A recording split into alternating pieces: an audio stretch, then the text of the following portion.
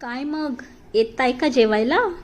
मस्त पनीरची भाजी बनवली आहे आणि तीही कुणी माहिती आहे? भाऊनी. आणि तेही आम्ही घरी नसताना. तर चला पाहूयात.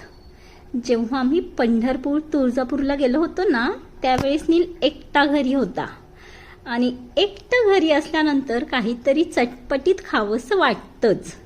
तरीही आम्ही याला सांगितलं होतं की हॉटेलमध्ये खा, घरात टाइमपास करू नको, कारण की अभ्यास करायचा आहे. परंतु नाही, त्याला घरामध्येच काहीतरी बनवायचं होतं. हे अगदी त्याचंच नाही आहे बरं का, माझंसुद्धा तसंच होतं.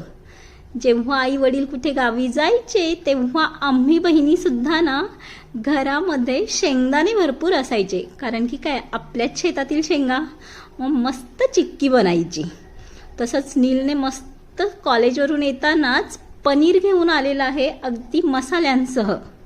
छान अशी ग्रेव्ही तयार केली आणि ही बनवलेली आहे पनीरची भाजी. तर पनीर पहा कसं मस्त ग्रेव्हीमध्ये किसून चाललेलं आहे. मग काय, एकट्यापुरती म्हणल्यानंतर होणारच ना छान.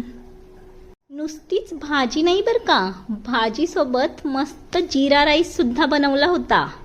आणि जेवणाचा काय राजेशाही थाट म्हणायचा. चौरंगावरती अगदी आपल्या महाराजांसारखा जेवायला बसलेला आहे. तर कसा वाटला तुम्हाला आजचा हा रेसिपीचा बेत? तुमच्यासुद्धा अशा काही आठवणी आहेत का? कमेंट करून. भाजीचा थिकनेस पाहताय, अगदी रेस्टॉरंटसारखा. आणि टेस्टसुद्धा अगदी तशीच होती बरं का, कारण की आम्ही आल्यानंतर आमच्यासाठी सुद्धा त्याने सेम भाजी बनवली होती.